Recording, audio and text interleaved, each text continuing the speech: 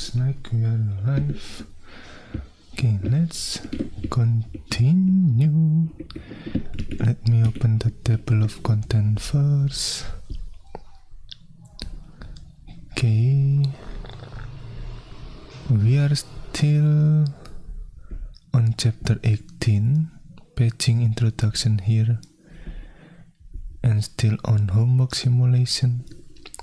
Okay, let me open my terminal emulator. Previously we have some discussion about endianness thanks to CPR-PNK from the previous session. That what is it called? That I finally starting to know about endian order or something like that. And well, this is from the example previously. I add some information here. So this is the example of left shifting with big endian and little endian. And I'm assuming that 1 byte is 8 bits. This is 1 byte. We have 8 bits here, the binary digit here. And then we have the data with size 2 bytes. This is 1 byte and this is another byte. I am still kind of curious why this one become like this one. Is it, I mean, we move the one until 8 times, right? So maybe it is something like this.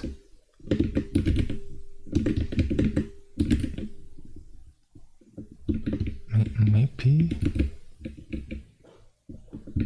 But we only take 2 bytes, so maybe something like that. I'm not sure yet. What happened with this left shift? And now let's take a look at this. I found some what is it called? Some article about big and little endian byte order. Let me copy this in the chat, or you can take a look at the description. I also put the link in the description. Okay, let's read this first. Understanding big and little endian byte order.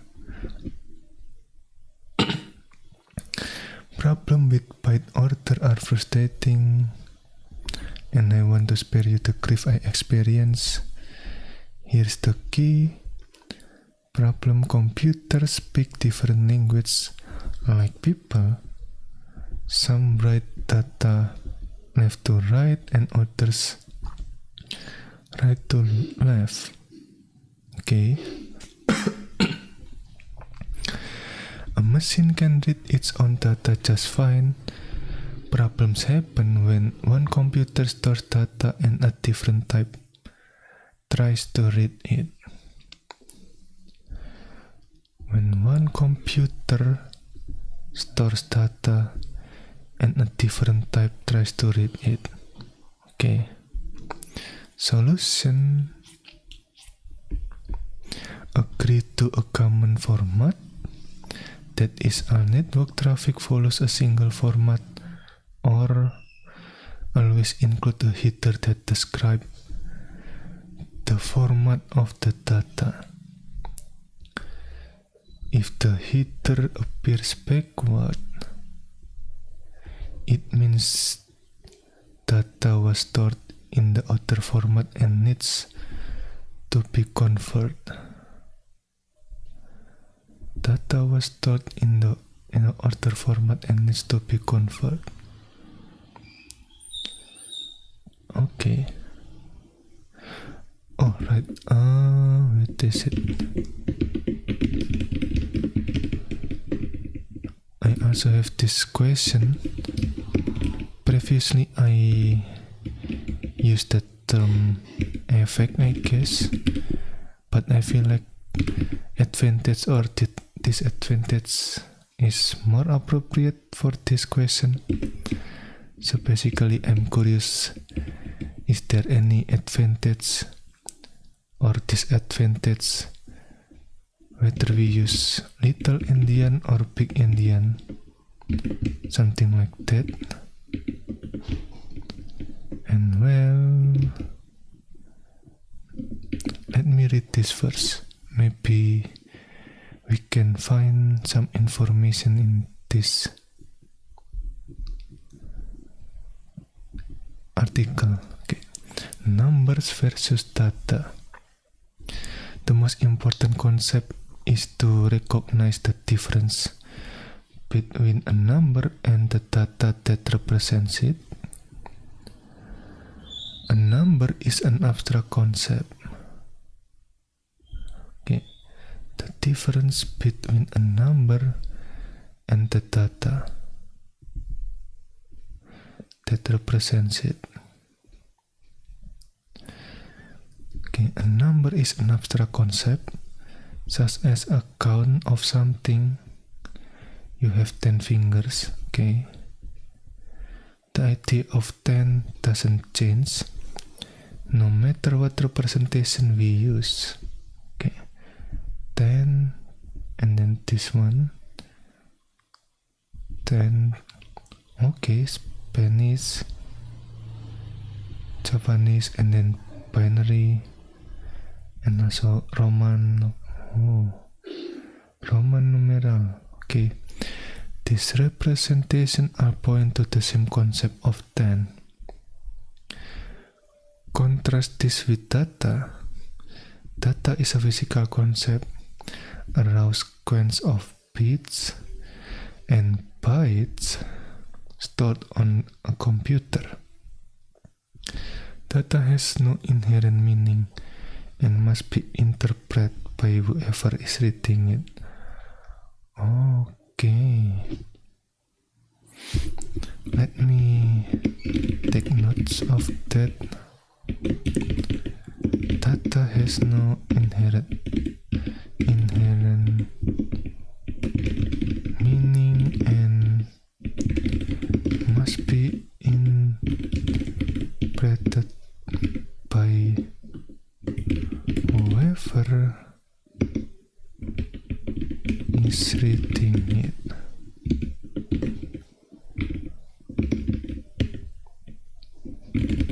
Yeah, interpreted. Okay. Data is like human writing, which is simply marks on paper. Okay. There is no inherent meaning in this mark. If we see a line and a circle like this, we might interpret it to mean 10. Like this.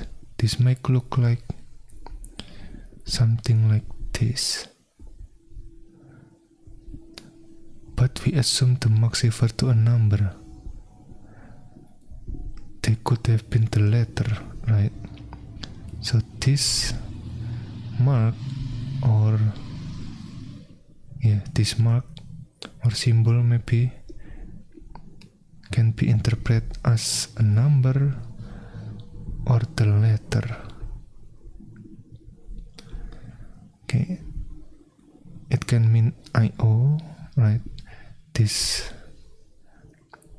can look like I, the uppercase I, something like that. A moon of Jupiter, or perhaps the Greek goddess, or maybe an abbreviation for input output, also IO. where someone's initial or the number 2 in binary. Alright, okay, 1 and 0. The list of possibilities goes on, right? So it also depends on the context. Everything it. The point is that a single piece of data can be interpreted in many ways, and the meaning is unclear until someone clarifies the intention of the author.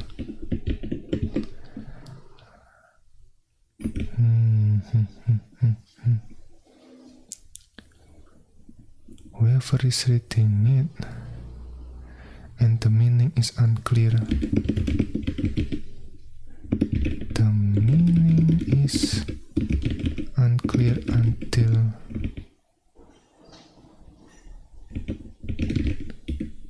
someone clarifies.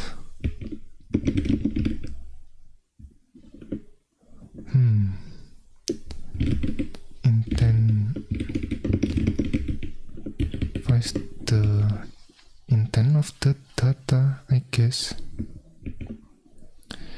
of the data, the intent of the data, maybe something like this.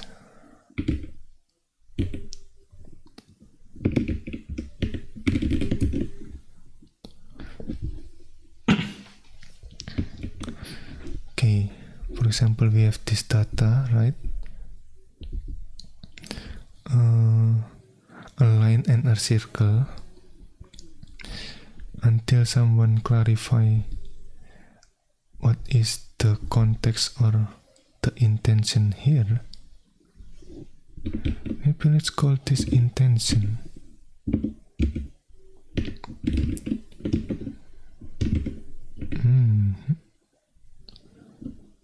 Clarifies the intention of the data.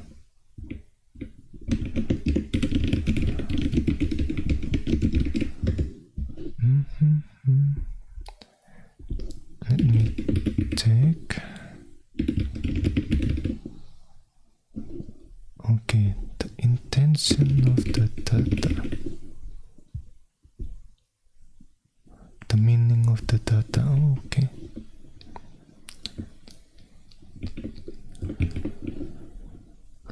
Can be interpreted in many ways.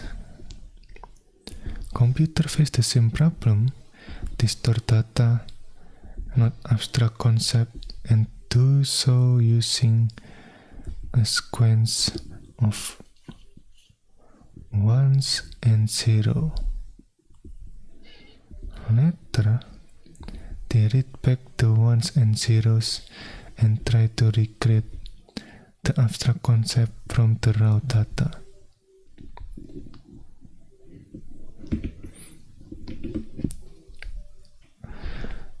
Okay. Read back the ones and zero and try to recreate the abstract concept from the raw data. Depending on the assumption made, the ones and zero can mean very different things. Why does this problem happen? Depending on the assumption made, the 1 and 0 can mean very different things. Why does this problem happen? Well, there is no rule that all computers must use the same language. Just like there is no rule all humans need to use the same language. Each type of computer is internally consistent. It can read back its own data, but there are no guarantees about how another type of computer will interpret the data it creates. Okay, so basically, let's say I create something in my computer and another computer wants to read the data from my computer, there is no guarantee that another computer also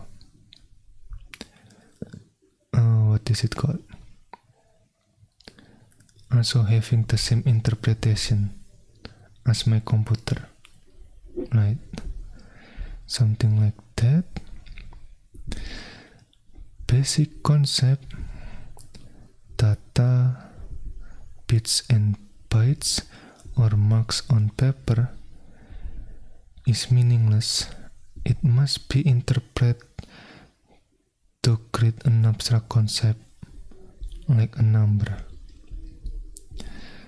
Like humans, computers have different way to store the same abstract concept. To store the same abstract concept, we have many ways to say 10, like this one, letter 10 or decimal 10, something like that. Storing numbers are data. Thankfully, most computers agree on a few basic data formats. This was not always the case.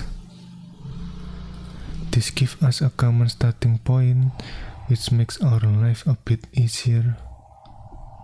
Okay. Most computers, right, not all of them, agree on a few basic data formats. Okay. This gives us a common starting point, which makes our life a bit easier. A bit has two values, on or off, 1 or 0.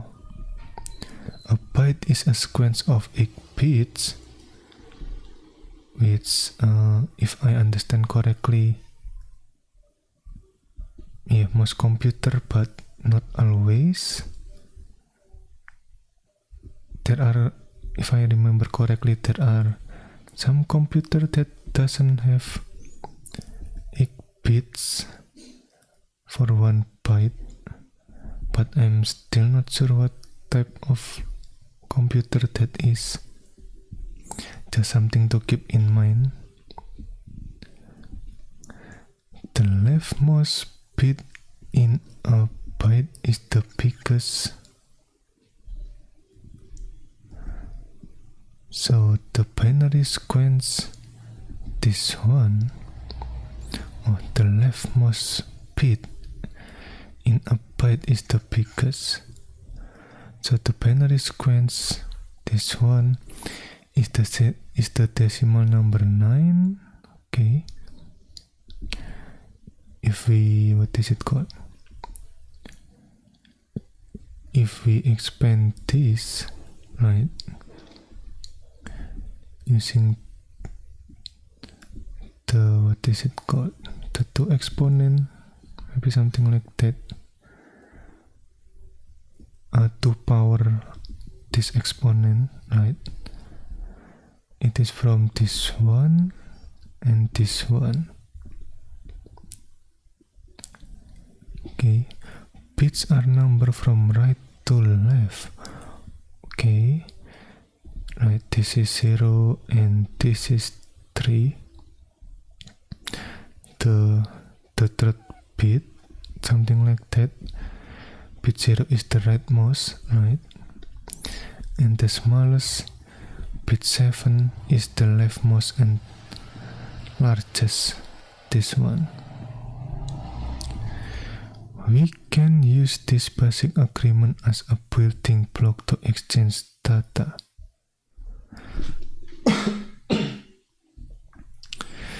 If we store and read data 1 byte at a time, it will work on any computer. The concept of a byte is the same on all machines, and the idea of which byte is first, second, third, okay, is the same on all machine.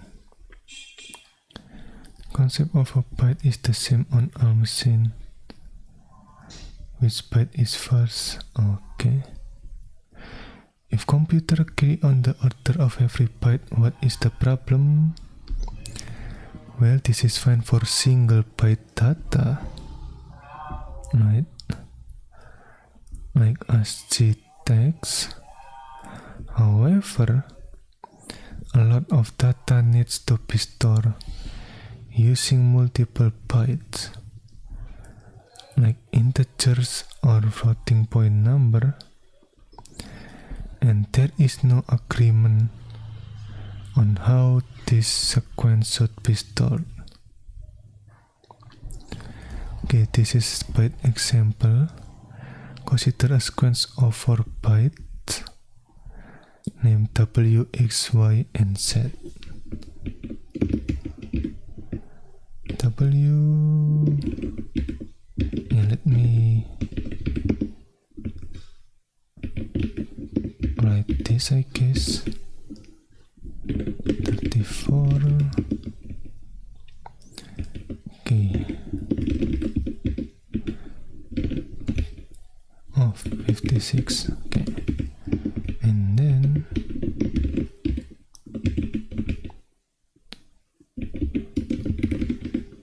maybe something like this. This is the first byte, second byte, and so on. Okay, I avoid naming them ABCD because they are hex digit, which could be confusing.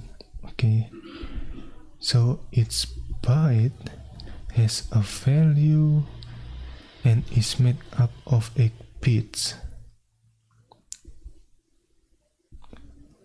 Each byte has a value and is made up of 8 bits.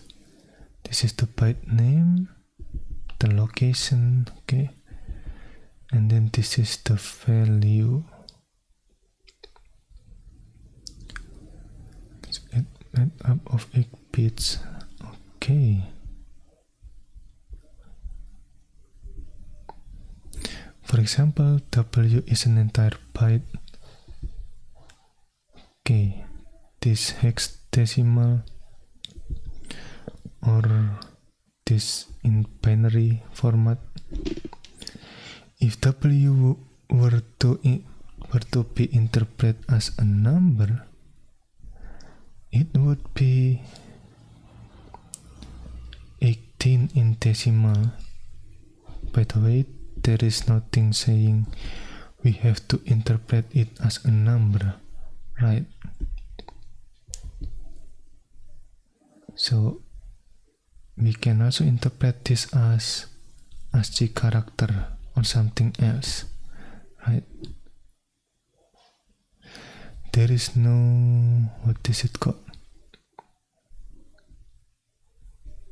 There is no guarantee that we should represent this as a number, right? Something to keep in mind. With me so far? I hope so. We have 4 bytes, each with a different value. Understanding pointer, okay.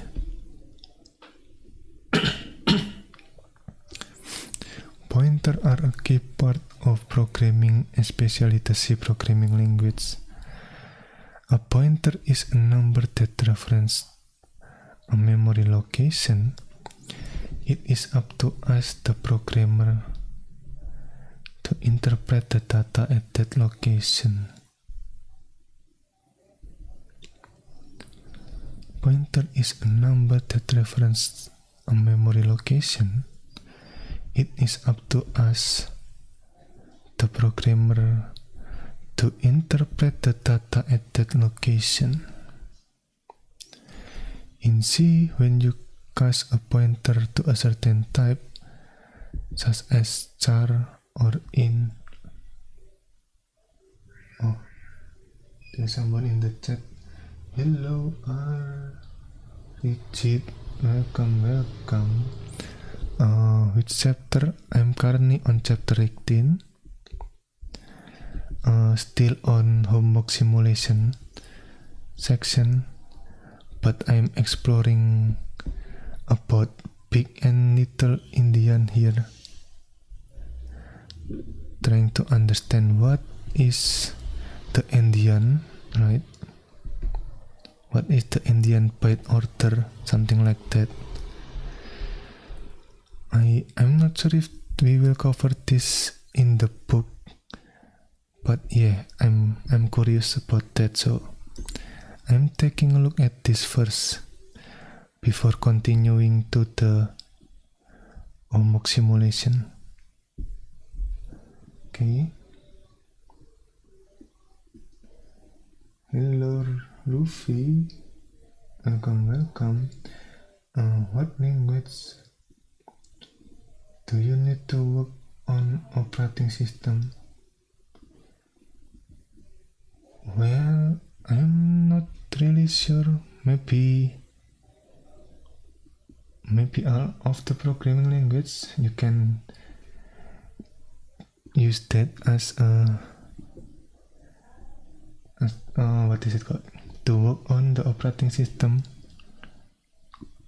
But yeah, I'm not sure if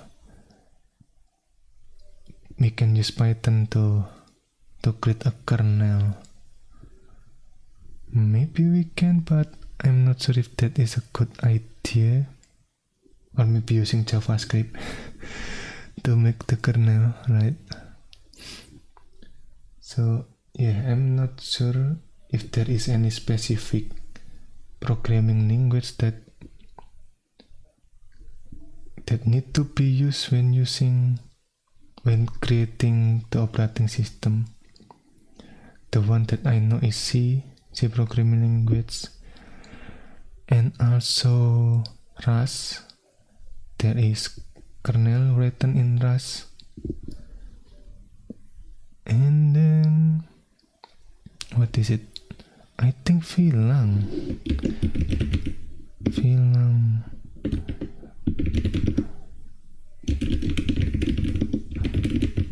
Yeah, someone make the kernel in VLang, if I remember correctly. Yeah, V is also the programming language. Just V.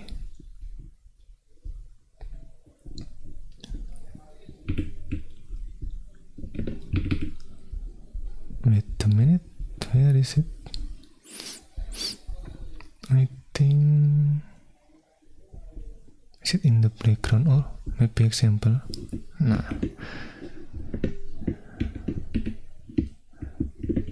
Yeah, I forgot where is the... oh, this one. This is the... what is it called? The project that put in V programming language. I've seen some...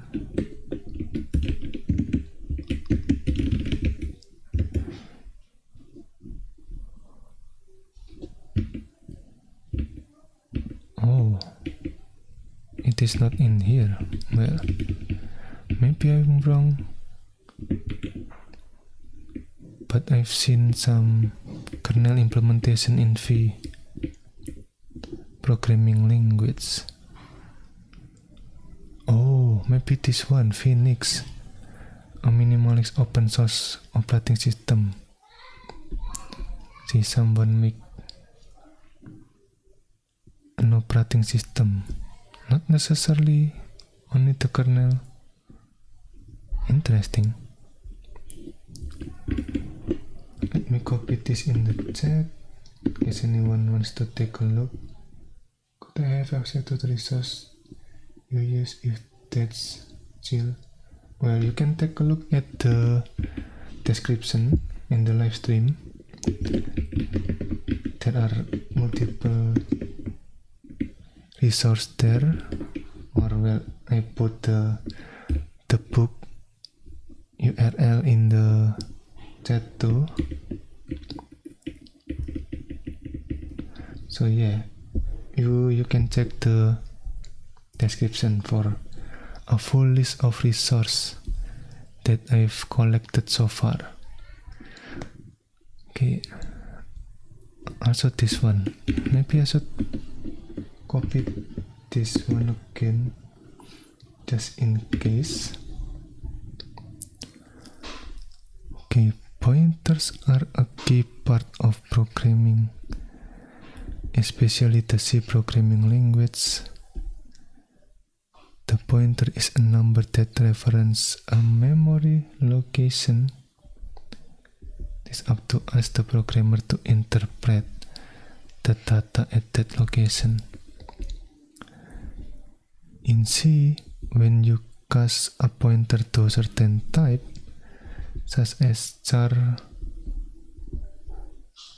pointer here or int pointer here, it tells the computer how to interpret the data at that location. Okay, how to interpret the data at that location? For example, let's declare this one void pointer p, and well, we put 0 in here, which means this is the null pointer.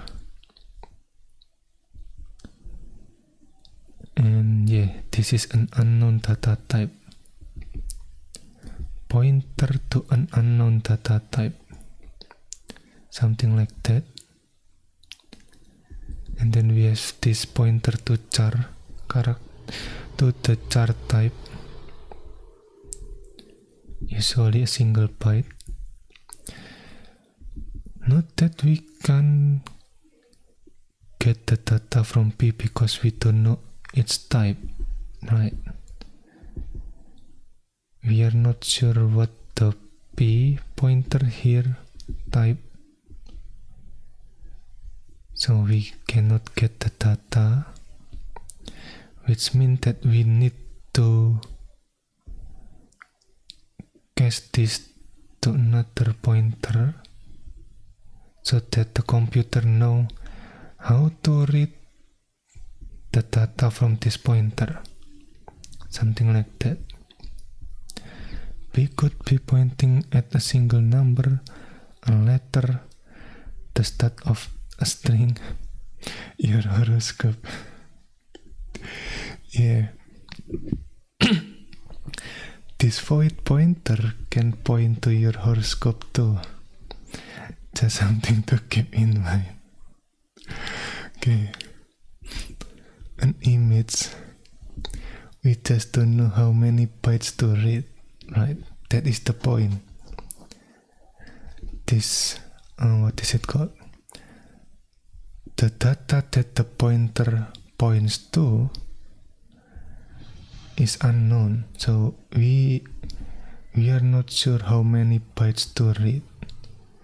For example, if you know about C programming, there is this size of operator, right? We can get how many bytes the type is.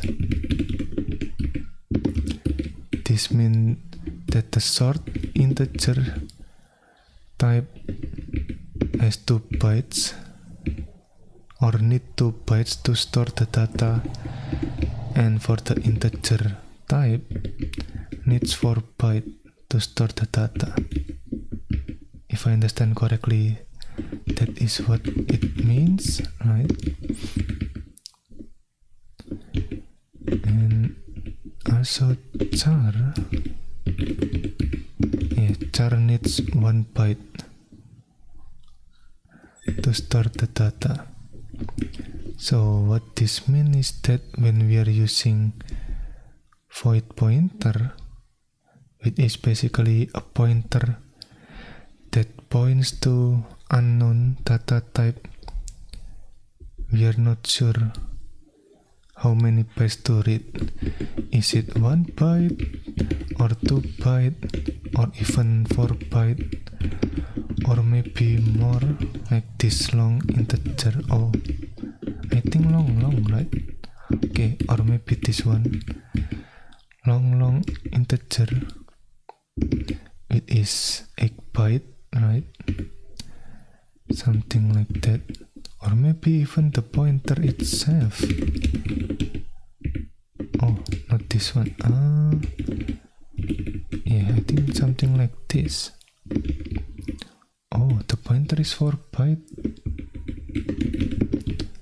I thought the pointer is 8 byte. Okay. Yeah, maybe I misremembered that. Yeah, this void can mean anything in the context of void pointer. The pointer that points to the void data type or unknown data type. Okay. We don't know how many bytes to read and how to interpret what is that. How to interpret what's there or what is in there, something like that. Now suppose we write this one. Okay, so basically we are assigning the void pointer to C variable here, but before that we casting to the, what is it called, to the pointer char like this. I'm not sure we need to cast this. Yeah, maybe we can just assign the void pointer to another pointer type, something like that. Now this statement tells the computer to point to the same place as P and interpret the data as a single character, right? Now the computer know what is it called? What should it represent the data in the void pointer? Maybe something like that. Interpret the data as a single character. Char is typically a single byte. Use in egg underscore t if not true on your machine. I'm not sure about this type yet. I assume it is unsigned integer with 8 bit, maybe something like that. But yeah, I'm not sure about this type. Okay. But yeah, the char is typically a single byte, which might not be the case on another computer, I guess. So something to keep in mind, that the char size might not be a single byte.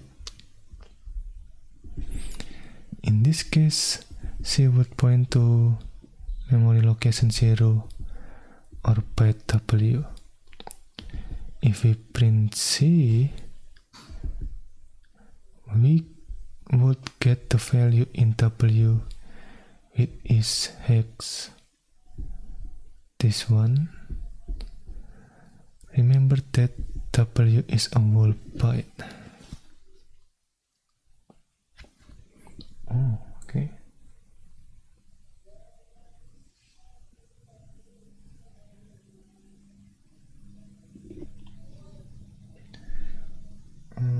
Hello VSN gamer.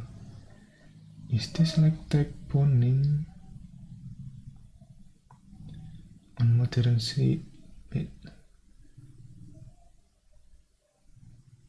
On modern C you should use those since they are not architecture dependent on lecture, for example.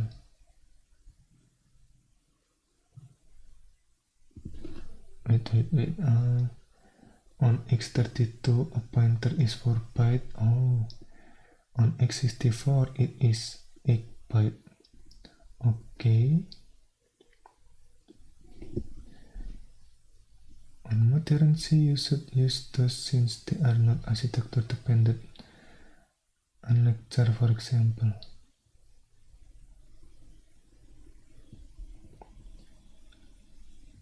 Oh, okay.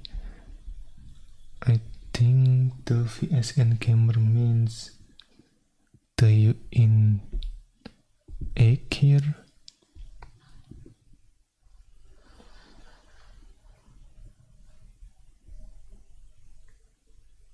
Okay, and then CPRPNK said you include std in .h for the U in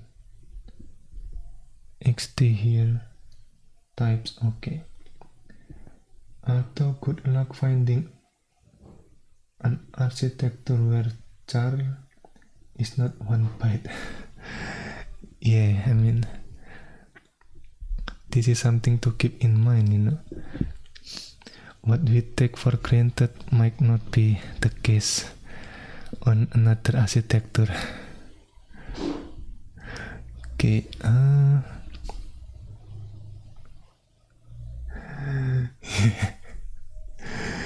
I mean, yeah, something to keep in mind.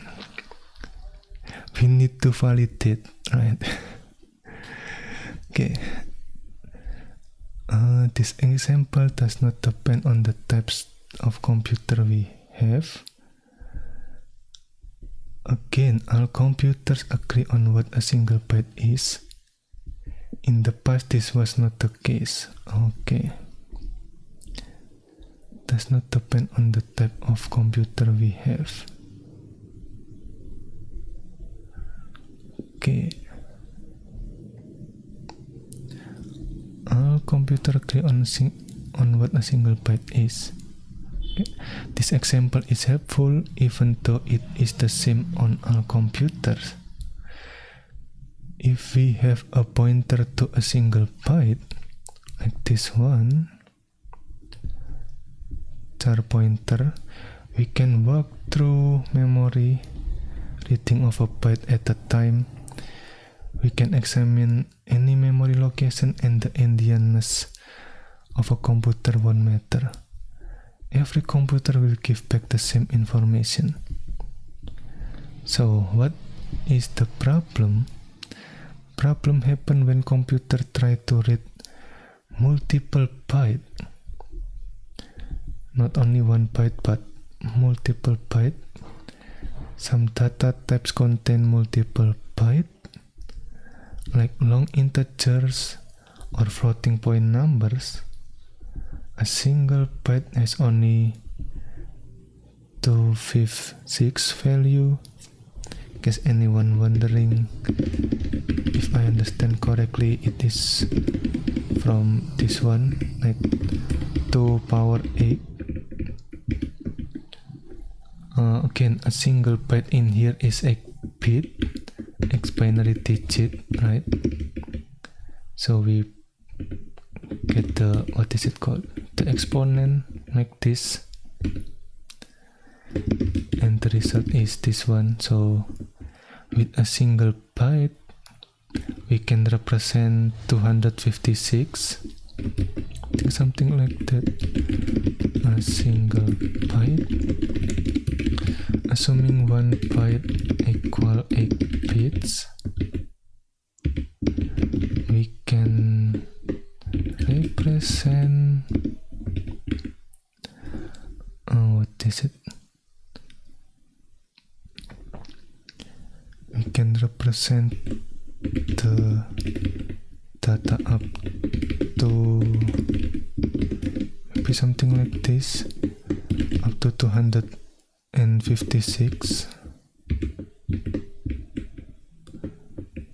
Okay, so we can store 0 until 256 55. Okay, we start from 0, so the n in here become n minus 1 instead of this one, right? Now problem start when you read multi-byte data. Where does the biggest byte appear? Right, this is from the previous discussion. Multi-byte data, and well, I give some information about the previous example. Assuming 1 byte equal 8 bits, and we have 2 bytes of data here. This is 1 byte, and this is the second byte, or something like that. I'm still kind of curious about this one. Is it like, I mean, we left shift to the we left shift this one, so we move the one to the left, and maybe because we have 2 bytes of data, this one is not included. Is that the case?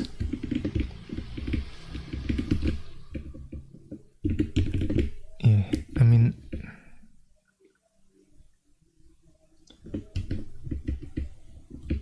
oh, you shouldn't think about shifting in endianness. Oh, it's more the order of the bytes. Okay. Yeah, I'm kind of curious. Is there any correlation between shifting and endianness, right?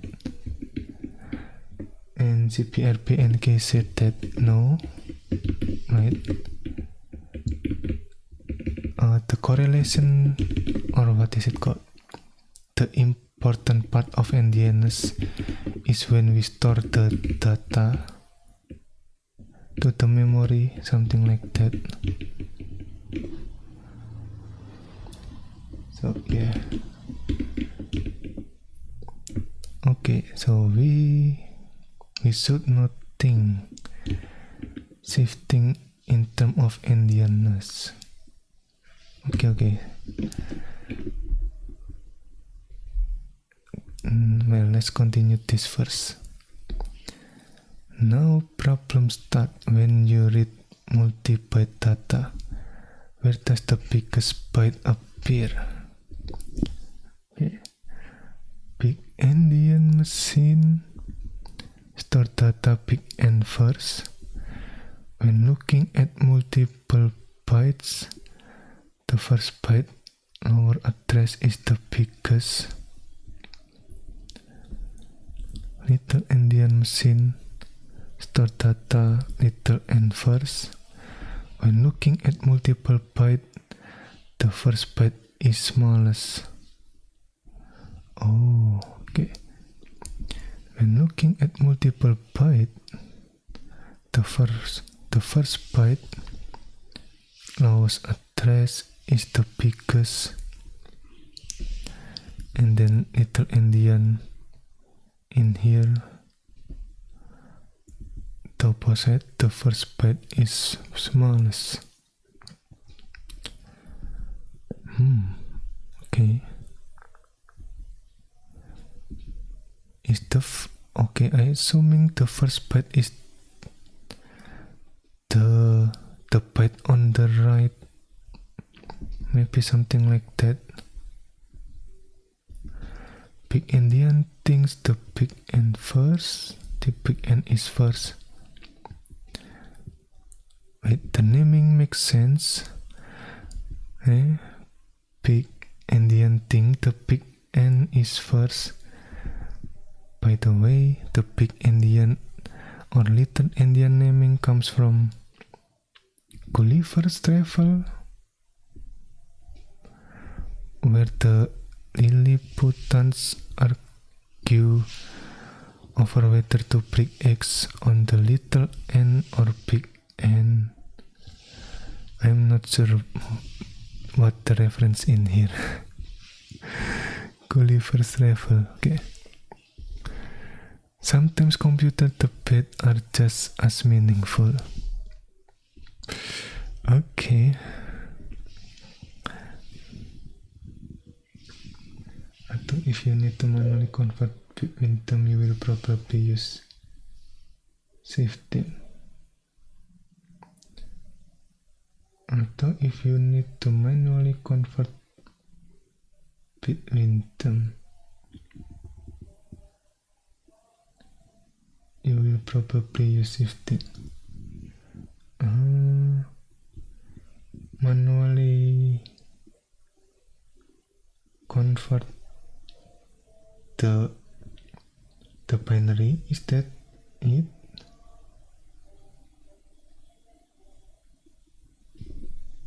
I'm not sure the context in here. VSN gamer, is it about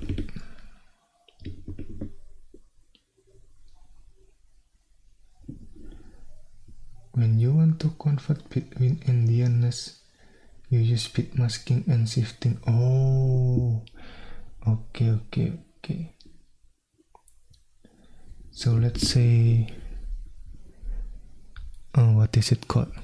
Let's say some computer using big endian, and then another machine use little endian. So if we want to convert from big endian to little endian, we use bit masking and shifting. Okay. Yeah, let's say you receive big endian through network, so to correctly interpret them in a little endian machine, you need to convert that. Oh, okay. Alright. So we can use masking and shifting. Let me take notes. We can use bit masking and shifting to convert from a big endian, what is it called? Big endian byte order to little endian byte order, or vice versa. Yeah, maybe something like this. Bit masking and shifting. Okay, I will keep that in mind. Wait, let me continue this. Again, endianness does not matter if you have a single byte.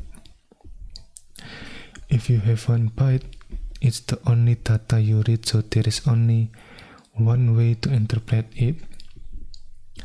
Again, because computer agree on what a byte is. Now suppose we have our 4 byte W, X, Y, Z, right? From the previous,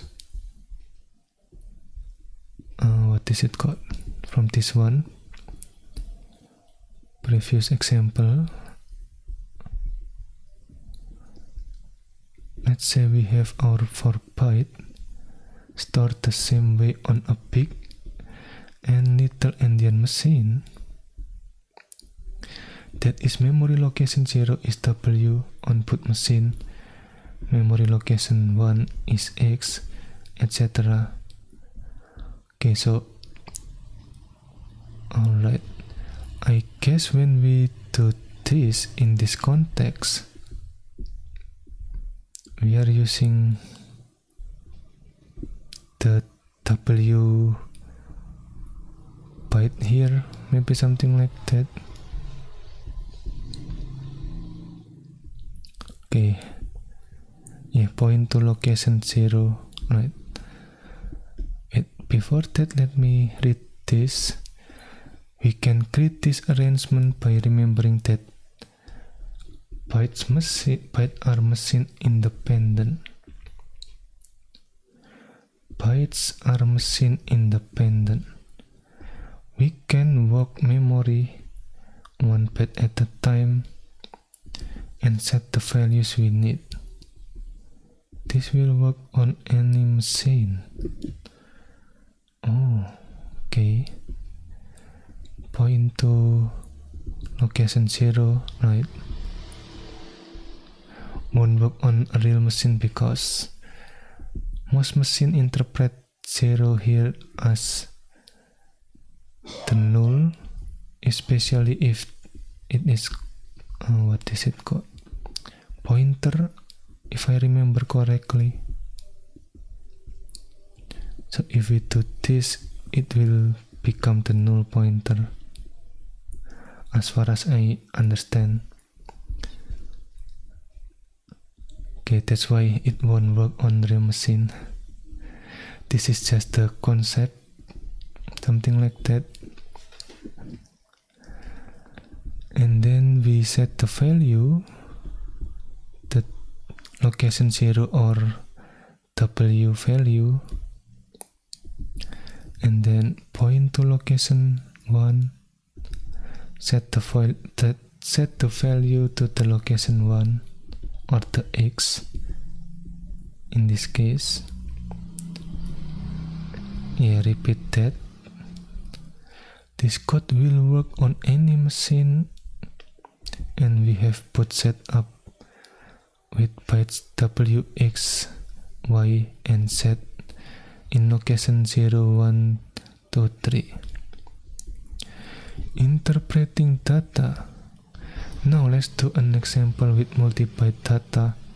Finally, quick review. A sort in is a 2-byte or 16-bit number which can arrange from 0 until 65,535 if unsigned.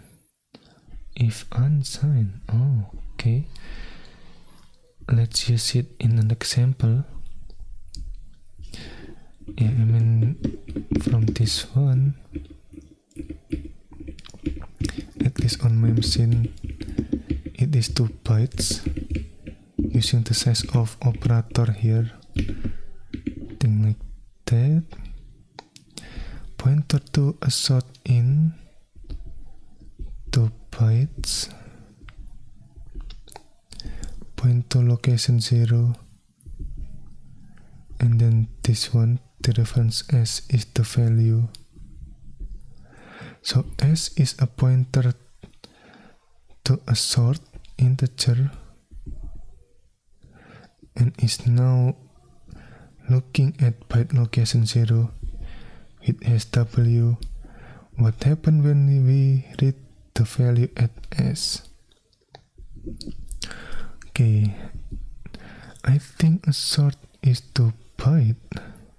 Okay, for the big Indian machine, I think a sort is 2 byte, so I'll read them off. Location S is address 0, right? And location S plus 1 is address 1. Okay, let me put this at the bottom like this one. Okay, after W it is X. Okay, since the first byte is biggest, I'm big Indian. Okay, since the first byte is biggest, the number must be 256 multiplied by 0 plus byte 1, or this one, 256 multiply W and then plus x. Is that it? Okay, it becomes something like this. I multiplied the first byte by 256 or 2 power 8, right? Because I need to save it over 8 bytes. Oh, okay. Save it over 8 bytes. Okay. And then plus x. It becomes something like this. Little Indian machine. Okay, little Indian machine. I don't know what Mr. Big Indian is smoking. Okay. Yeah, I agree a short is 2 bytes. And I'll read them off just like him. Location S is this one. And location S plus 1 is the x here. Or 0x34 in hex. But in my world, the first byte is the littlest. The value of the short is byte 0 plus 256 multiplied by 1. Oh, so x become byte 0. Is that it? And w become byte 1. And then what is it called? The result is this one. Okay.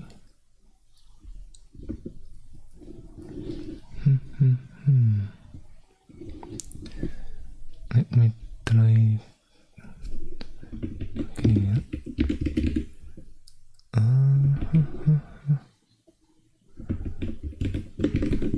2 bytes, right? And then the big endian.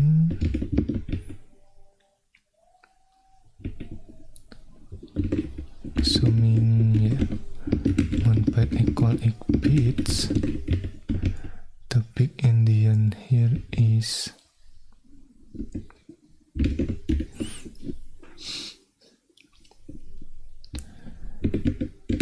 okay, 256 to power 8, something like that. Multiply w and then plus x. But the little endian is the opposite.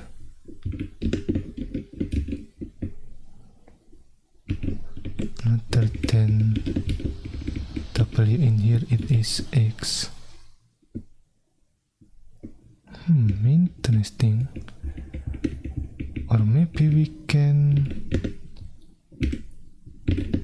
put this R left shift 8, something like this. Maybe.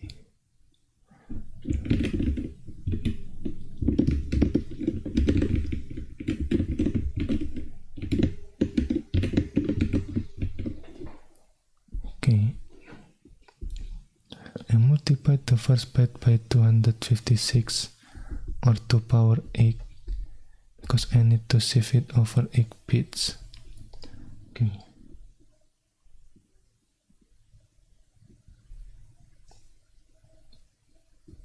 Actually, if you want to understand Indianness, create a small C program that convert and print between big and little,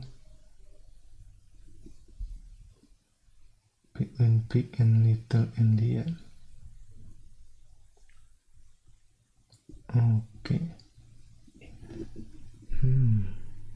That convert and print between big and little endian.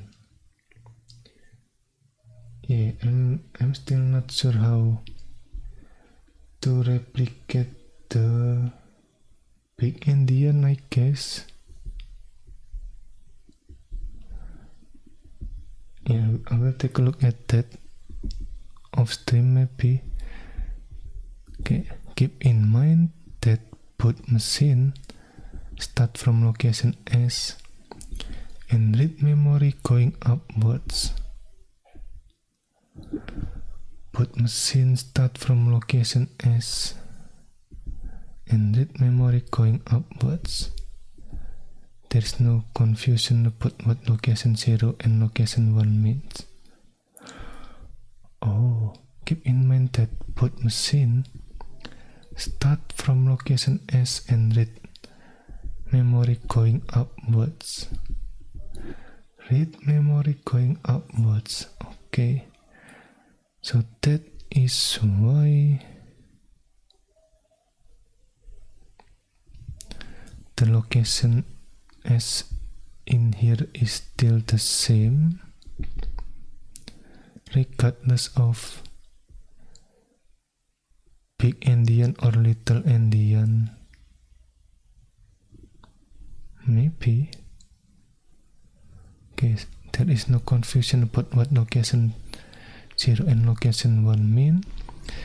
There is no confusion that a sort is 2 bytes. But do you see the problem? The big endian machine think S equal this one, and the little endian machine thinks S equal this one, 3412 instead of 1234. The same exact data give two different numbers. Probably not a good thing.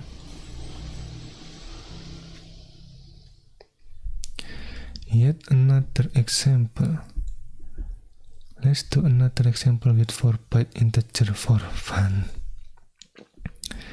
Okay, pointer to an int, the integer type 4-byte on 32-bit machine, points to location 0, so the reference that pointer is the value there. Can we ask what is the value at I? Big endian machine, an int is 4 byte, and the first byte is the largest. I read 4 bytes, W, X, Y, Z. W is the largest. The number is something like this. Okay. Little endian machine, sure, it's an int. Sure, an int is 4 byte. The integer is 4 bytes, but the first is smallest. I also read W, X, Y, Z, but W belong way in the back. Oh, it's the littlest. The number is something like this. Okay. Same data, different result. Not a good thing. Here's an interactive example using the number above. Feel free to plug in your own. Okay. Okay, set data. Oh.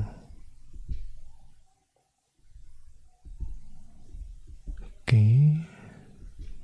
Thing like this.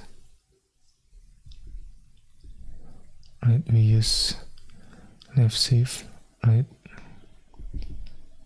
Oh, wait a minute. Okay.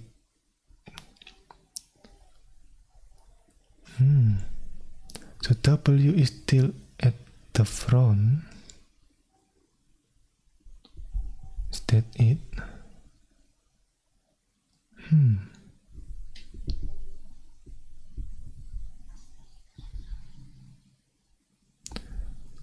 Oh, right, yeah. The format kind of changed It is kind of confusing. Okay. So it is something like this.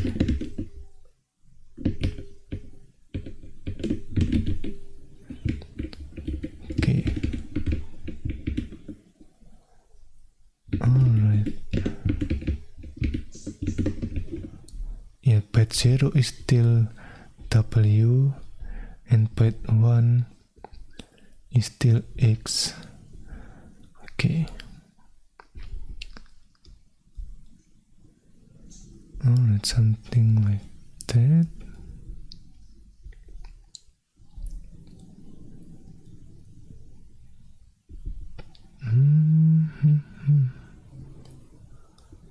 Begin, okay. Left shift by 16. 24. Wait, 1, 2, 3, 4. Okay, save. Okay, this is X. I mean. And then set. Okay. And this one is the opposite. Okay. The first is the largest. Alright. And the little Indian, the first is the smallest. Okay. Alright. Something to keep in mind.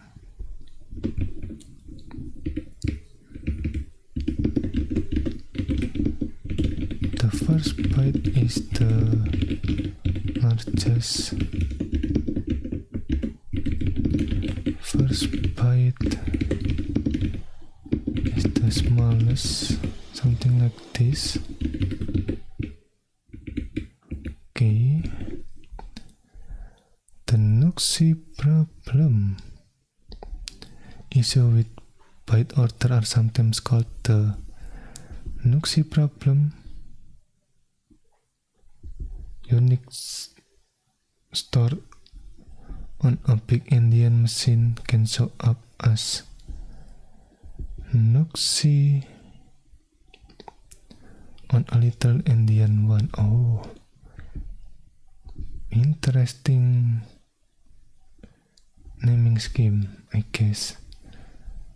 From this one. Okay. Suppose we want to store 4 byte U, N, I, and X as two short U, N, and I, X. Each letter is an entire byte, like our W, X, Y, Z example above. To store two short, we would write something like this. Okay. Store first short. Fictional code, okay. Second short. This code is not specific to a machine. If we store UN on a machine and ask to read it back, it had better be UN. I don't care about Indian issues. If we store a value on one machine and read it back on the same machine, it must be the same value. However, if we look at memory 1 byte at a time using our char pointer trick, the order could vary. On a big Indian machine, we see this one, Unix, which makes sense. U is the biggest byte in UN and is stored first. From this one, U multiply by 256 and is stored first. The same goes for the ix. I is the biggest and stored first. On a Little Indian machine, we would see NUXE. The biggest one is at the end, right? And this makes sense also. N is the littlest byte in UN and is stored first. Again, even though the bytes are stored backward in memory, the Little Indian machine knows it is Little Indian and interpret them correctly when reading the values back.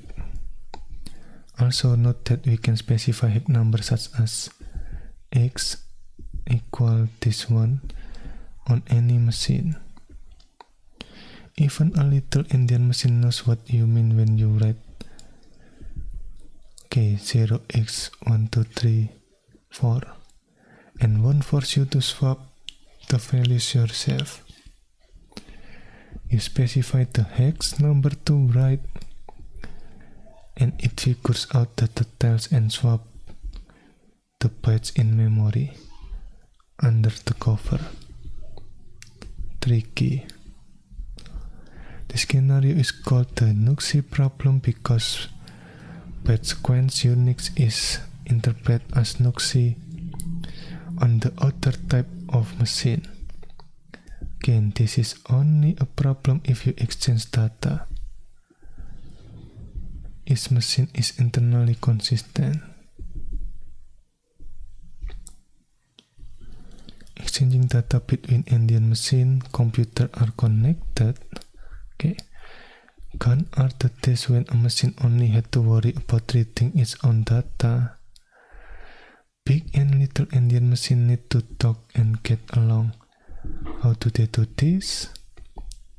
Solution 1. Use a common format. The easiest approach is to agree to a common format for sending data over the network. The standard network order is actually Big Endian. Okay.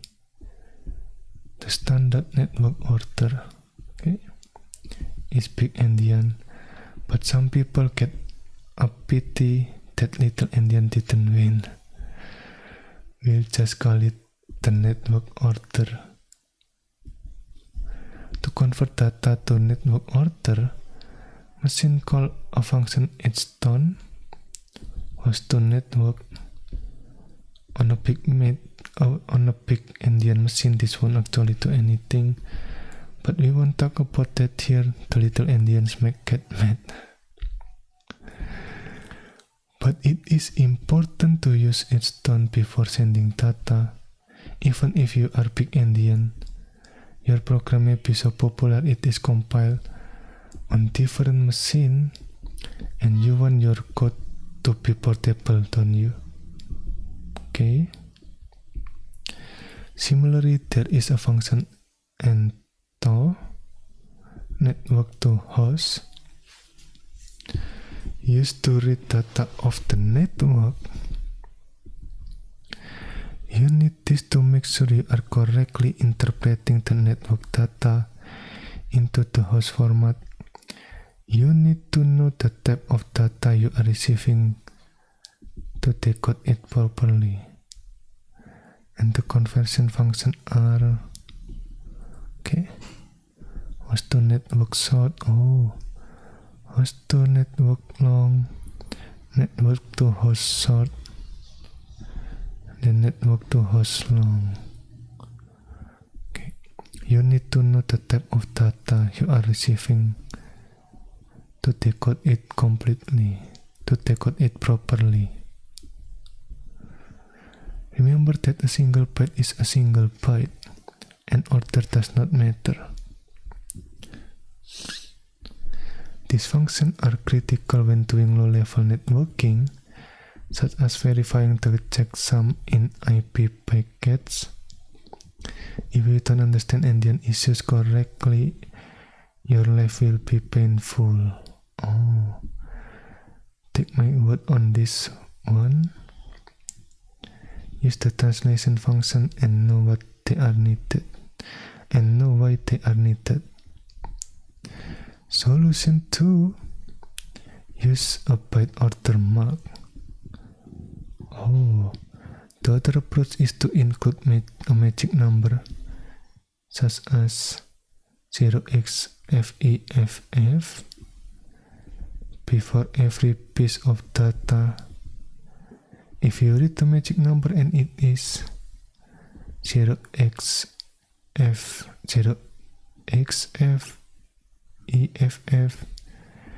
it means the data is the same format as your machine, and all is well. If you read the magic number and it is 0xFFE, it is backward. It means the data was written in a format different from your own. You will have to translate it. Byte order mark. Okay, interesting. A few points to note. Okay. If you want to encode or decode long, you will have to roll it yourself with bit shift and masking.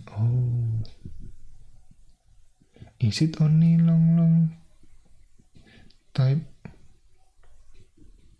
or maybe also another type? If I understand correctly,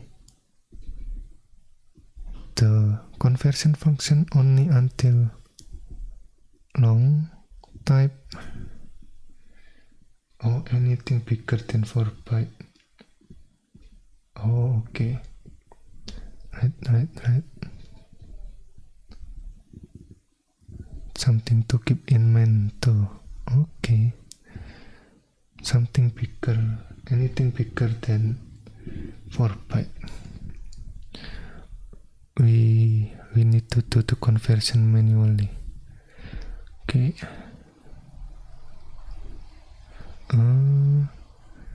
Was written in a format different from your own. You'll have to translate it.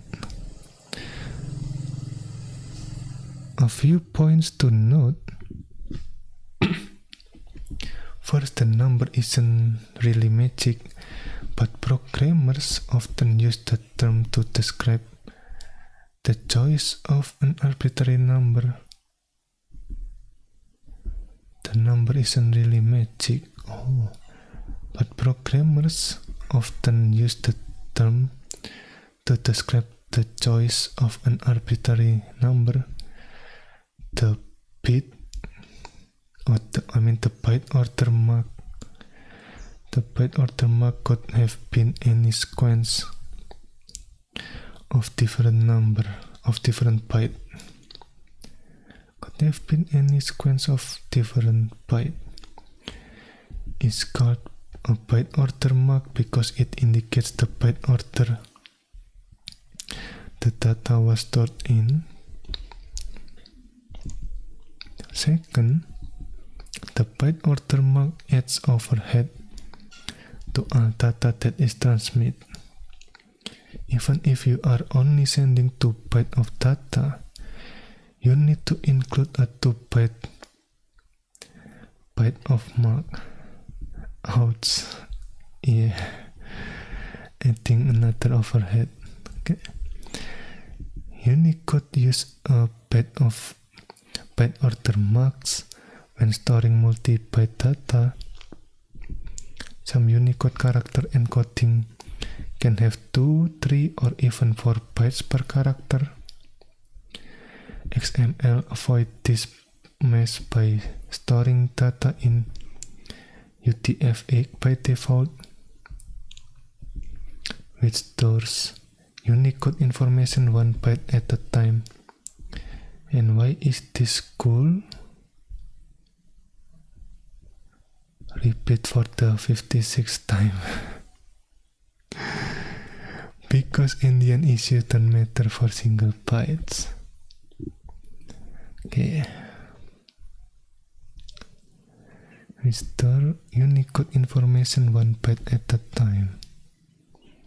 Interesting. Unicode use byte order mark. Okay, when storing multi-byte data. Okay, Unicode character encodings can have 2, 3 or even 4 bytes per character. Alright. Right you are. Okay, another problem can arise with byte order mark, but if you forgot to include the byte order mark, do you assume the data was sent in the same format as your own? Do you read the data and see if it looks backward, whatever that means, and try to translate it? What if regular data includes the byte order mark by coincidence? The situations are not fun. Okay. Why are there Indian issues at all? Can we just get along? What a philosophical question. Okay, right. Can we just get along? Each byte order system has its advantage. Okay, little Indian machine let you read the lowest byte first without reading the order. You can check whether a number is odd or even. The last bit is 0 very easily. It is cool if you are into that kind of thing. Okay. Big Indian systems store data in memory the same way we human thinks about data, left to right. It makes no level debugging easier. But why didn't everyone just agree to one system? Why do certain computers have to try and be different? Let me answer a question with a question. Why doesn't anyone speak the same language? Why are some languages written left to right and others right to left? Sometimes communication systems develop independently and later need to interact. Okay.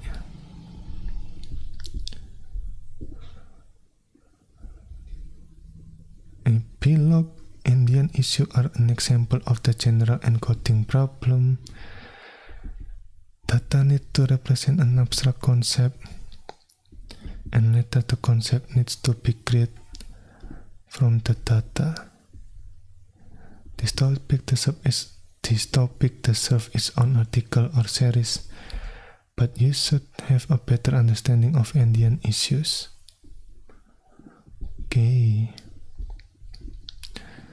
General encoding problem. Alright. Sometimes communication systems develop independently and then later on need to interact. Okay. So wait a minute. Question. I think this one. Let me put this in. Where is it?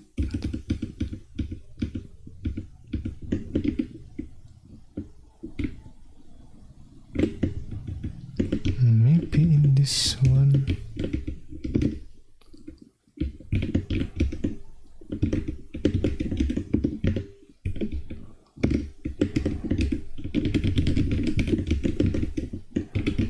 Let me open that. Okay.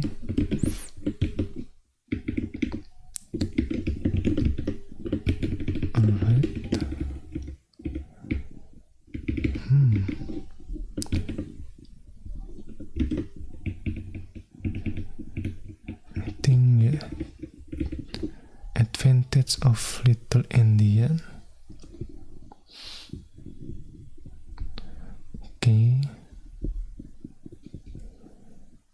Less intuitive for humans.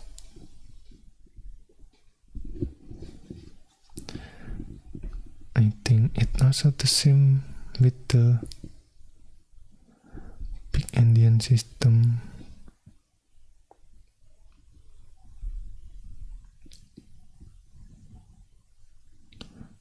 Requiring conversion.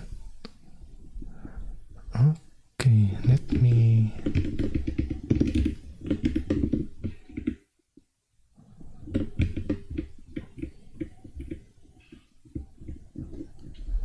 each byte order system has its advantage. Little Endian vintage, something like this.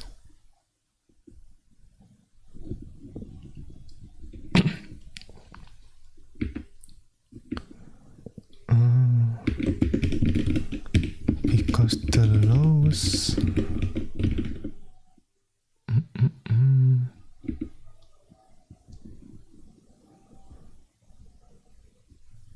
okay, because the lowest byte is first, I guess. Wait.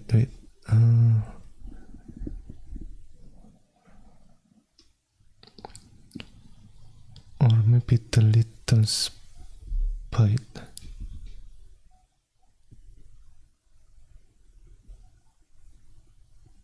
Okay. Because is it appropriate to call this lowest byte?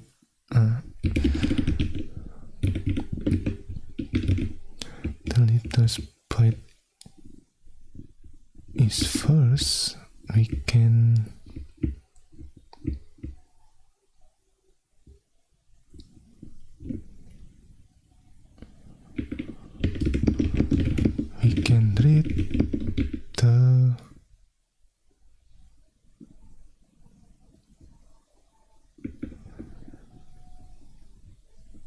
read the first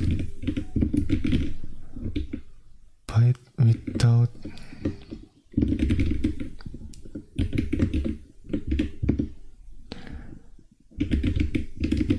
reading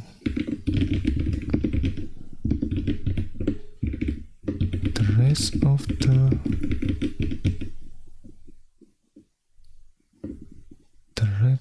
the byte, I guess.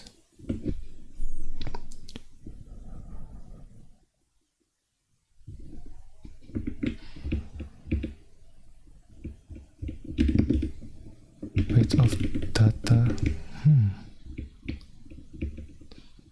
of the multi-bytes data.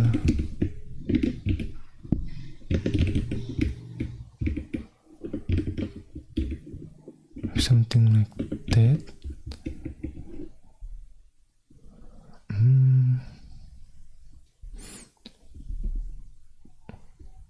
Which make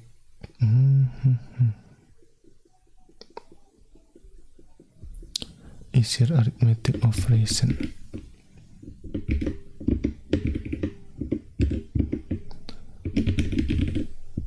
Easier arithmetic operation.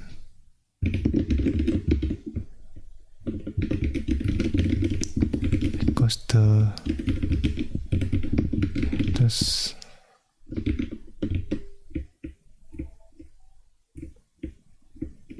I'm not sure if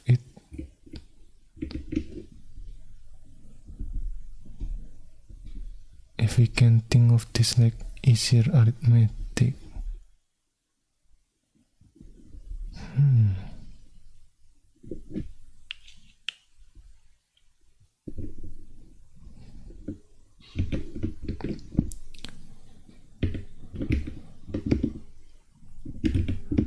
Is first, maybe something like this. And then the TS vintage is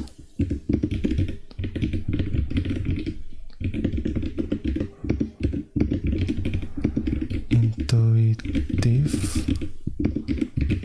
for human to read.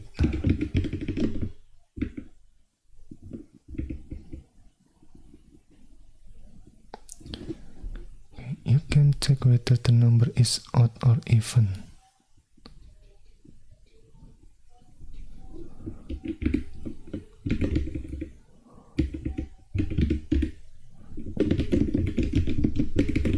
For example, we can check whether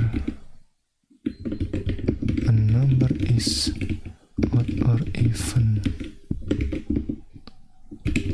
from the first byte,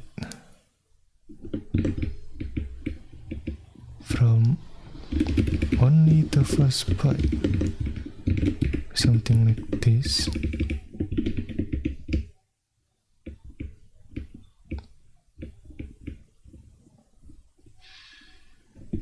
Yeah, I'm not sure if this is true.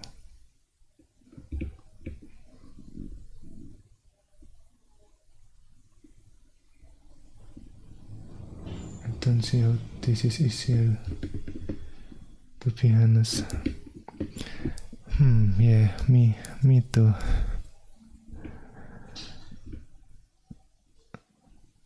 I'm also not sure if this is the advantage or not.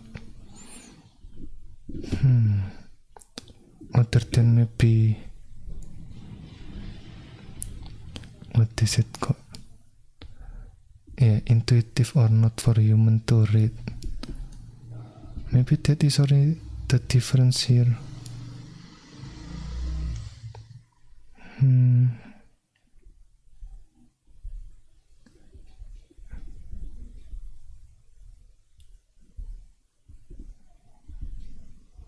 Let me check.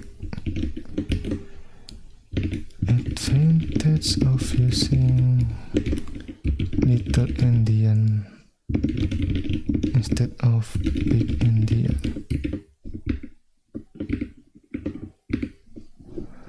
Oh, okay. Wait a minute. Minecraft. Okay. Is this Minecraft?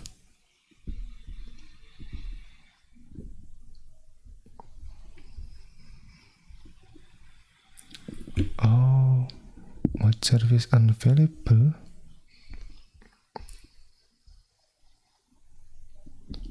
Is it down?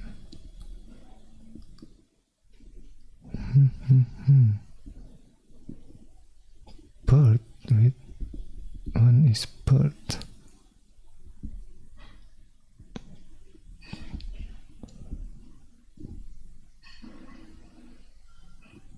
Okay.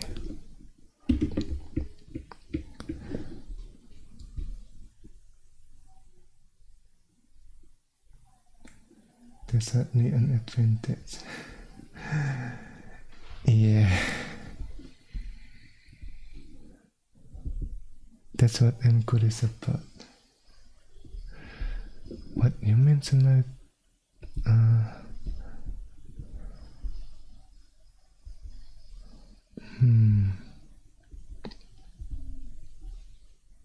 is often employed by code optimizer.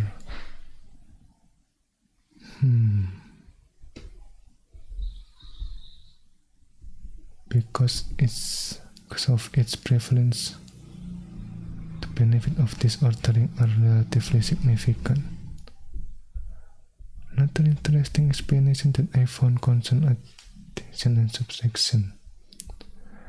When adding or subtracting multi-byte number, the least significant byte must be fetched first to see if there is a carryover to more significant byte. Because the least significant byte is read first in little endian number, the system can paralyze and begin calculation on this byte while fetching the following byte.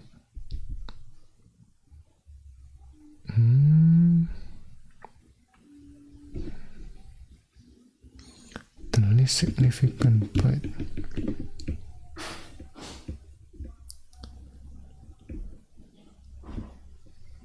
Because we can calculate the because we can fetch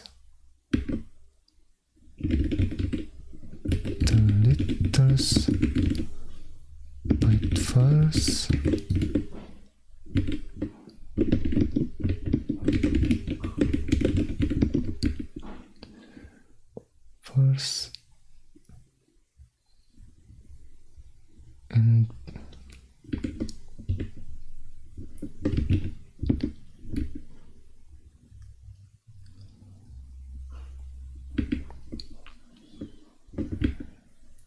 and begin calculation,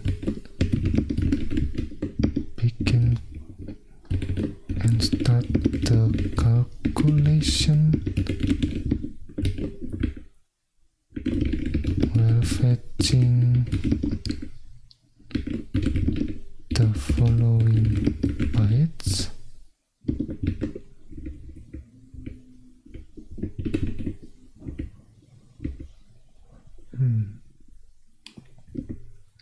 Oh, I don't think that's true. The CPU reads a whole is 964 byte at a time. It does not read 1 byte at a time. Oh, so the CPU read the whole bytes, the whole multi-bytes at the time. Okay.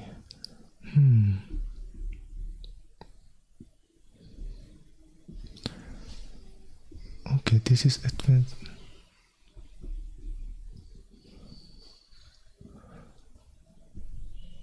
The binary digits are ordered as most people order base 10 digit. While all the arguments are interesting, at least I think so, their applicability to modern processors is another matter. Okay, in particular, the addition or subtraction argument was most valid on 8-bit system.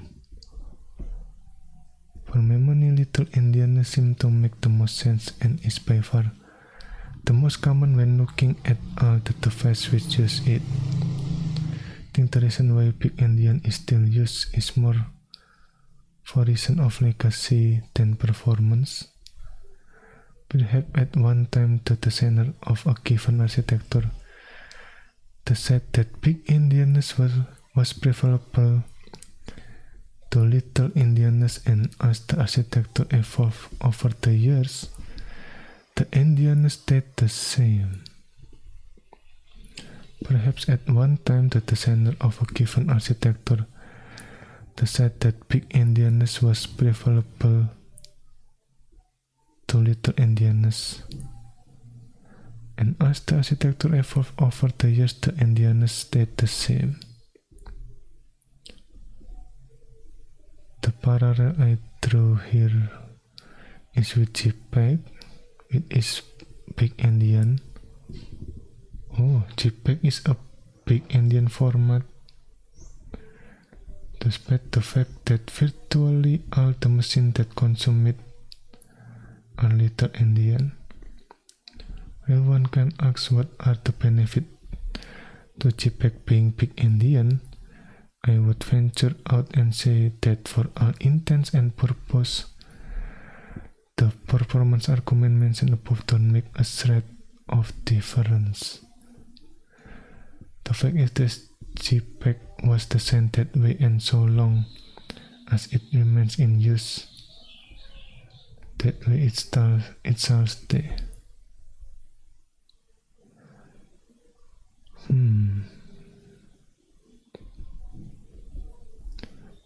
Said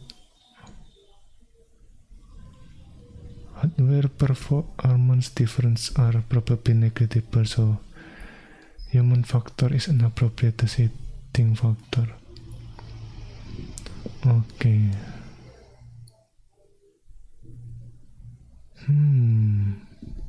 Alright, maybe this is not the right question to ask, because it can depends on the human factor. Maybe, and I'm not sure if this is true. If JPEG is big Indian format, I'm not sure how to validate that yet. At least you can simply read in a bitmax and Twitter the bits without also knowing the unit size, or else you access the wrong bit index.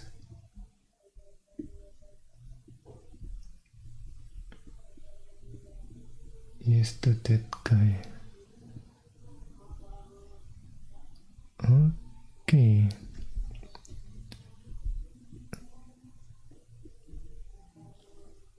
Hardware designer of the first processor would decide which Indianness would be best integrated with their preferred or existing or planned microarchitecture for the chips they were developing from scratch. Once established and for compatibility reason, the Indianness was more or less carried on to later generation of hardware. Okay. What's behind Indianness? Why is left unexplained?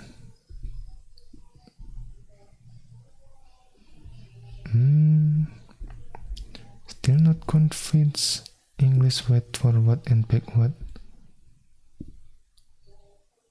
Okay. No address, high address. Okay.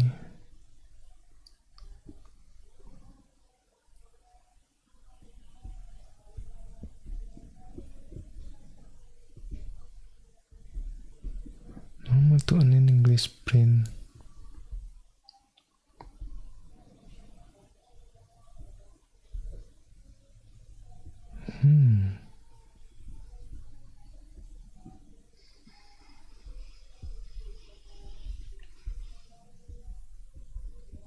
Okay, maybe it is more of the human factor for the Indianness.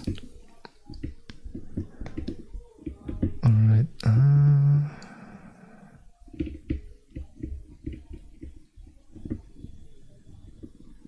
yes, it's more like tradition.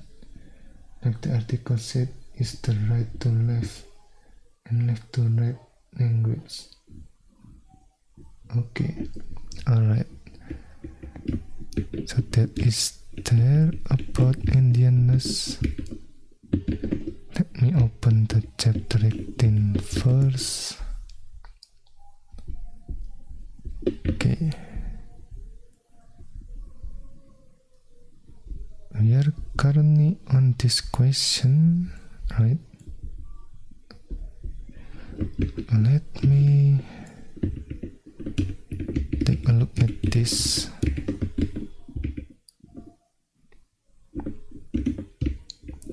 Yeah, I'm kind of curious about how to read the hex number from page table. VM paging. Okay, and what is the flag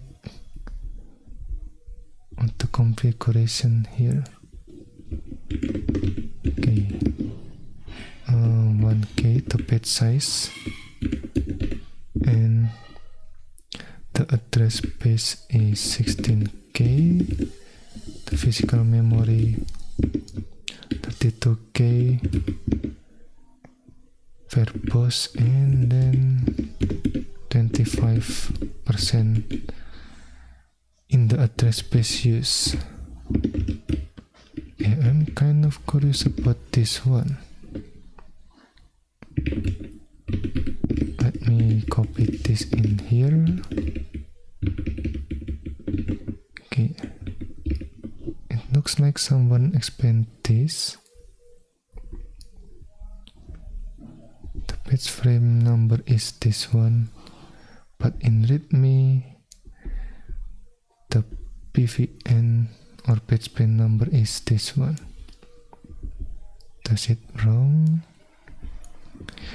When you run the program, you will see a section above the page table which say the format of the page table is simple.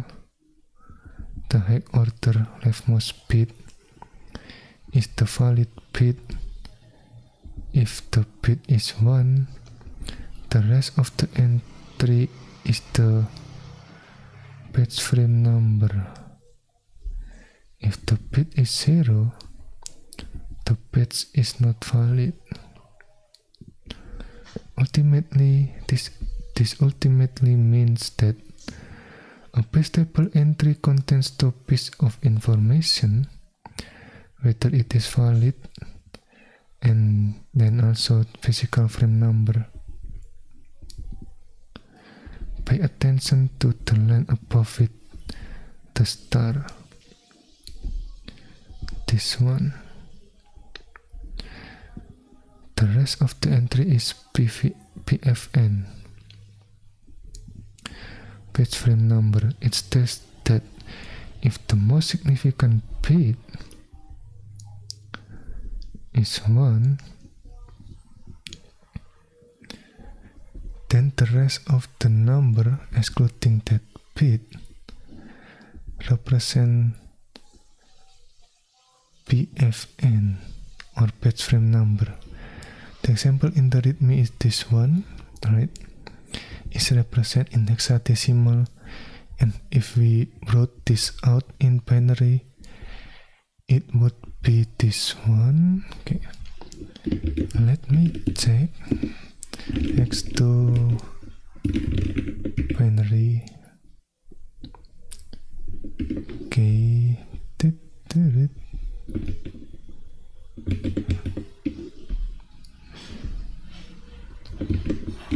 Wait. Okay, remove this. Oh, okay.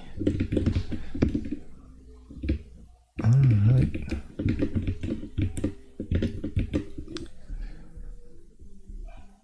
And if we wrote this out in binary, it would be this one.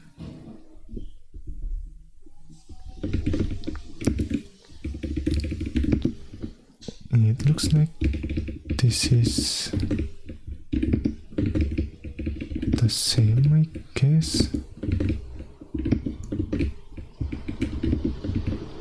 Okay, which clearly show that the most significant bit is 1, and therefore this page entry is valid. To get the page frame number, we ignore the most significant bit and look only at the rest of the number to get the PFN, which is this one. Alright. This is not 18 but 6. Okay.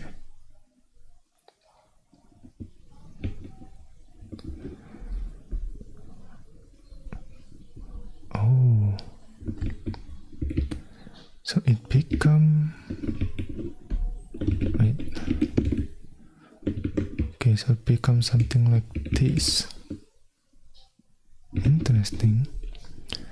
Since it is binary, we can safely ignore leading zeros and write it more compactly as this one, or in hexadecimal this one. Let me swap that, I guess. Alright.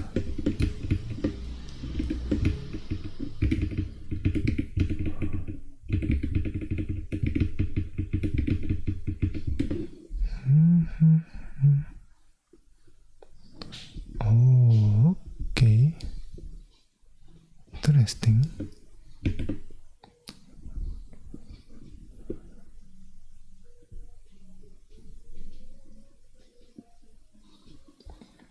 I don't see Indianness here.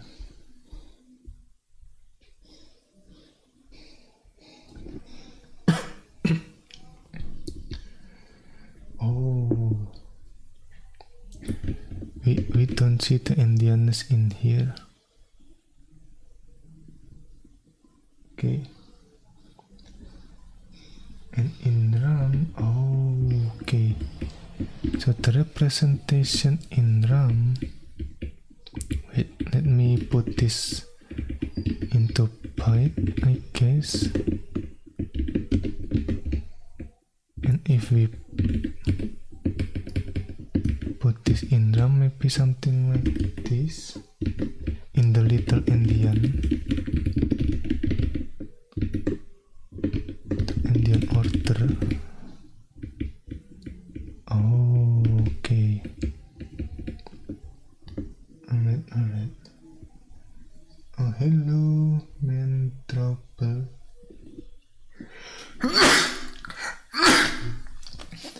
Oh, excuse me. This is way above my level of knowledge, but I can't read binary even though I can write it. Give me insight on what people work on. Yeah, I mean, I'm also learning here, so I am still far away from knowledgeable, I guess.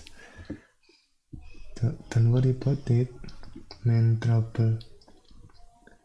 CPRPNK, bless you. Okay. Alright. So this is how we read that. Okay, let me put this in here, I guess. Oh, wait. Reference.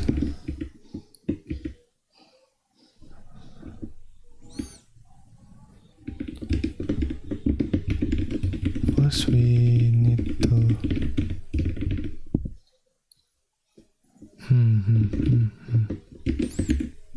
wait, not that one. No, not translate.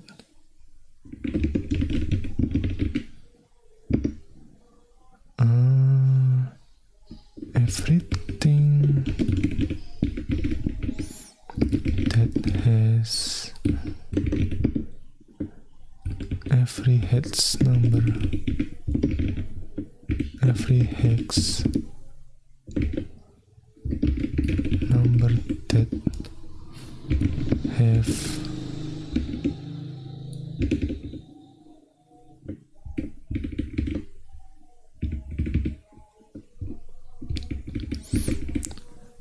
that start, I guess.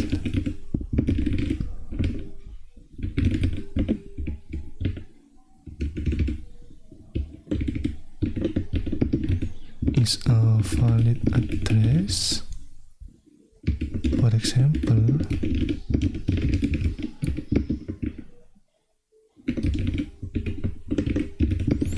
let's say we have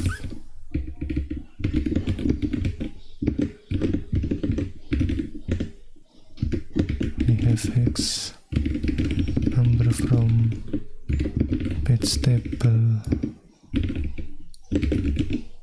apple like this, and if we translate to binary, it would be something like this.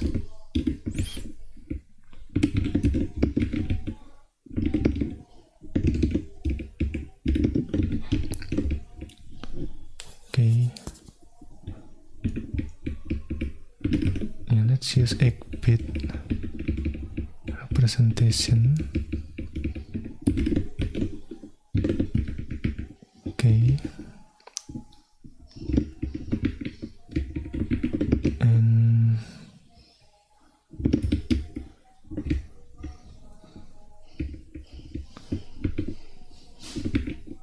from the information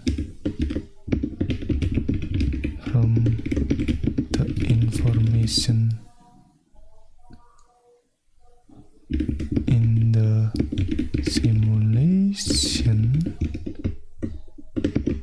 this one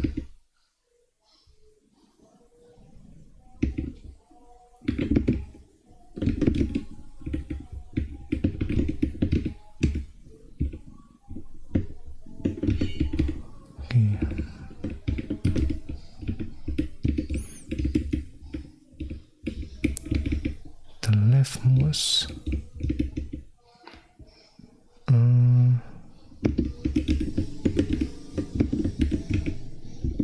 if the leftmost bit is 1, it means it is a valid bit.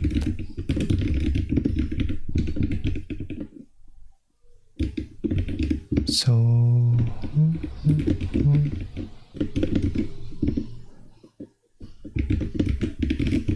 X number is a valid, what is it called again? Valid address, maybe something like that.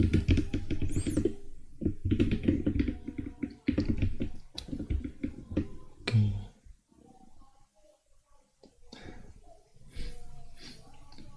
It will start with a 1 in the most significant bit. Oh, it's not start with 0x8. It is more than. Oh, okay.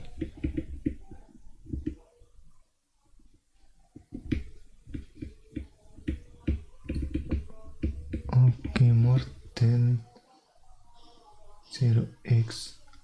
Oh, wait a minute.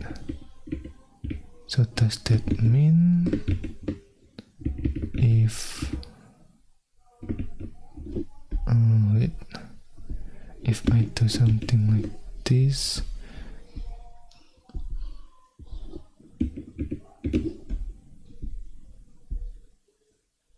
oh, more than, okay.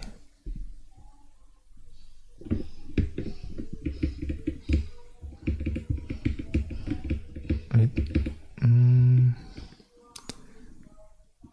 that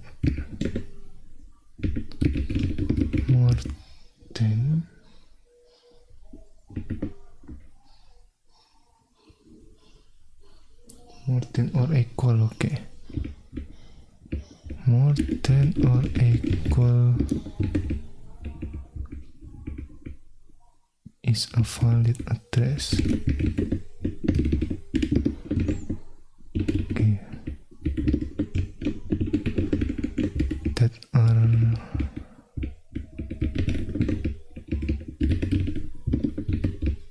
equal is a valid address. It would start with a 1 in the 0x9. Okay, also has 1 as the most significant bit. Oh, okay.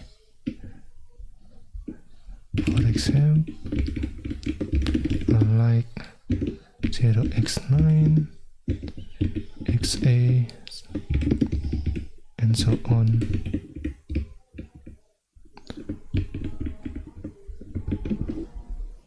Okay, let me swipe this.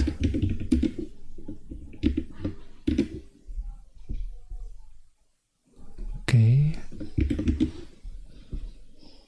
Oh.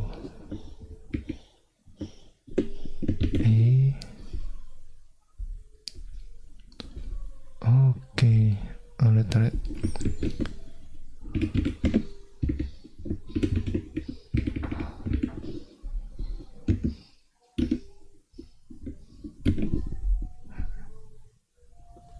Okay. Also start with 1. Alright. Okay.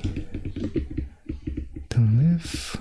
If the leftmost bit is 1, it means it's a valid bit. Okay. Let's see if I use the physical address. 1 megabyte, maybe something like that.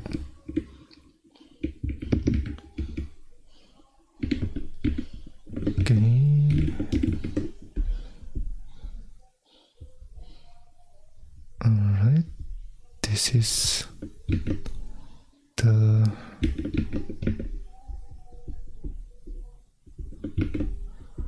binary. Oh, 308. Okay.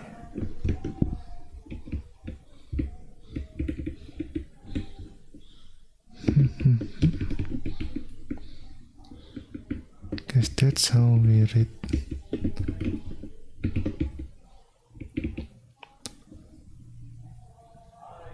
this hex number.